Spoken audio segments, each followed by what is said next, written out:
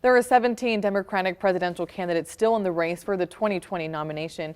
Now, one of those is Colorado Senator Michael Bennet. Former presidential candidate and Colorado Senator Gary Hart just recently called Bennet the dark horse and to place your bets on him. Now, Senator Michael Bennet is in town. Thanks so much for joining us. Thanks for having me. Of course. What brings you to the area? Well, I'm going to spend the next few days in western Iowa, so that's why I'm here today, and it's very nice to see you again. Likewise. Well, thanks for joining us. First off, why are you running?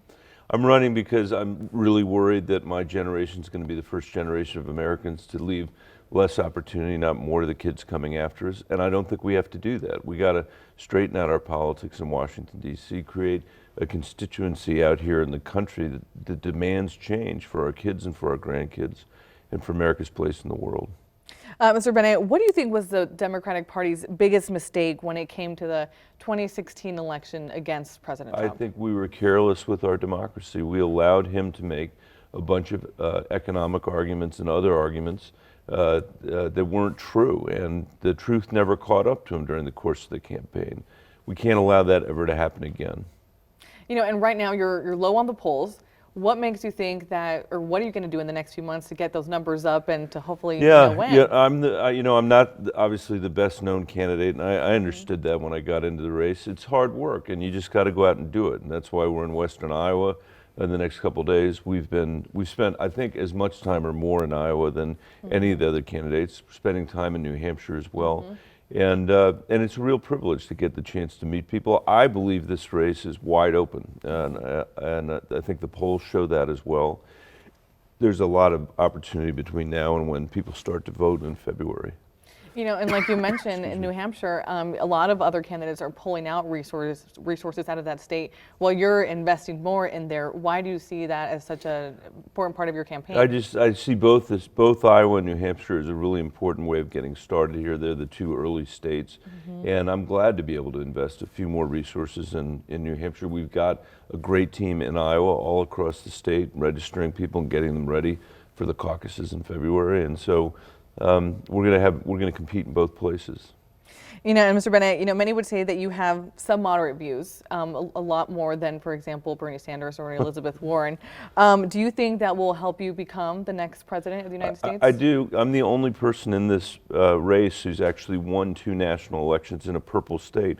Colorado, which is your neighbor, is exactly a third Democratic, a third Republican, and a third independent. And that's what I think we need to beat Donald Trump. You know, Donald Trump, it's not just about unifying the Democratic Party. We have to do that. But 9 million people voted twice for Barack Obama and once for Donald Trump. And we got to get some of those people back. And I think the experience of running in a purple state will serve me well in this election. You know, and with healthcare, you believe there should be a public option while still keeping private health insurance in effect. Why do you think that plan would benefit Americans as opposed to Medicaid for all? Yeah, I think that's just what Americans want. They'd like to have a choice for their families. If they have private insurance that they like, keep your private insurance.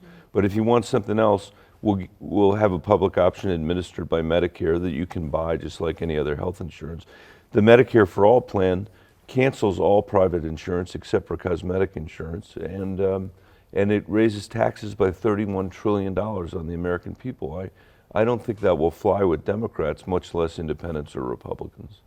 You know, and while on the campaign trail, you get to speak to thousands of people about everything, essentially. What are some of the things that you're hearing that they want, that they need, that they want to see changed? What are you hearing? It's such a great question, because I think that's what we need to focus on. What I'm hearing is people saying, Michael, we are working really hard, and we can't afford some combination of housing, healthcare, higher education, and early childhood education. In other words, we can't afford a middle-class life. We can't save for the next generation. We're worried that the next generation is going to live a less generous life than our generation lived. And, you know, in my old school district, I used to be superintendent of the Denver Public Schools. It's one of the largest districts in this area, 95,000 kids, most of whom are kids of color living in poverty.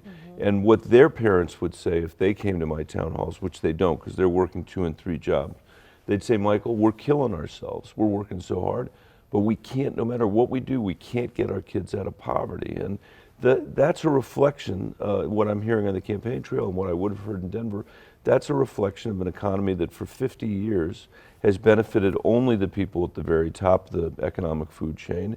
And for 9 out of 10 Americans, it's meant they haven't really had a pay raise. And we got to change that. Washington's got to be focused on solving that issue, because if you've got the kind of income inequality that we have, which is the largest income inequality that we've had since the 1920s, that's a threat to our democracy. So we've got to address it. And I know you're big on education, like you said, superintendent of Denver Public Schools. You've talked about increasing the funding for school districts and for teacher salaries. How do you plan on doing that? Well, we can reverse the Trump tax cuts. That would be a good way of doing that. We have cut taxes in this country by $5 trillion since 2001. Almost all the benefit of that has gone to the wealthiest people in America. I don't understand why we would borrow $5 trillion from the Chinese to do that. We've got to reverse those things, and we've got to invest in the next generation again. We've cut our investment in education at the national level by 35%, and I think we can restore some of that. And where do you stand on the impeachment on Donald Trump right now? I believe that it's proper that they started an impeachment inquiry in the House of Representatives. I mean, he really forced their hand, because what he admitted to doing was asking a foreign leader to intervene in our elections. No president should ever have done something like that. And now we're hearing all kinds of testimony the last couple of weeks that confirms what he did, and that there was in fact a quid pro quo. And so I'm very worried about it, disturbed by it, as with so many things this president does. You know, if anybody at this station had spent the last weekend tweeting out the stuff that President Trump tweeted out last weekend, just last weekend, the HR department here would have sat down with them on Monday and said, if you keep doing that, you're going to be fired. And if their answer to that was, I'm a stable genius, or I have unmatched wisdom, which are the things that Donald Trump has said, their box would be filled with their stuff by the end of the day. And by the way, while he was tweeting all that stuff out, and while some people thought it was funny and other people were disturbed by it, while all that was happening, the Iranians were doubling the number of centrifuges they're spinning to develop nuclear weapon capability. And the Chinese were cutting a trade deal with half of the world's economies while we weren't even present at the negotiation. This is the kind of lost cause of having a reality TV star as president. I realize some people think that Washington's so broken that that was the right answer. I'm telling you, matters have gotten a lot worse, and if we are not going to be the first generation to leave less opportunity to our kids and our grandkids, we really need him to be a one-term president. Now, how do you think that there are so many, again, people that are running from the Democratic side? Do you think that a Democrat could beat President Trump in this round? I do. I think that his record is so far outside the mainstream of conventional American political thought. I think his promises that he made, from health care to the deficit that during the last election, turned out to be untrue. He didn't keep any of them. So I think that makes him very vulnerable. But if Democrats nominate somebody who is outside of the mainstream of conventional American political thought, that will make it more challenging. I think coming from Colorado, I'm presenting an agenda that can unify the country, and I believe beat Donald Trump. Now, again, you're on the campaign trail. On a little lighter note, I'm sure you're running around, don't have time for a home-cooked meal all the time. What is your go-to either food or snack during the trail? Well, we had a pretty good time at the Iowa State Fair, and we ate almost every single. My kids came and my wife came. We ate almost every single thing. I think that they had some apple-filled egg rolls there that were pretty unbelievable. That's your go-to. Yeah, you wouldn't want to eat them more than once a year, though. I bet. And lastly, who do you think will win the Super Bowl this year? The Denver Broncos. Who else? Well, good answer there.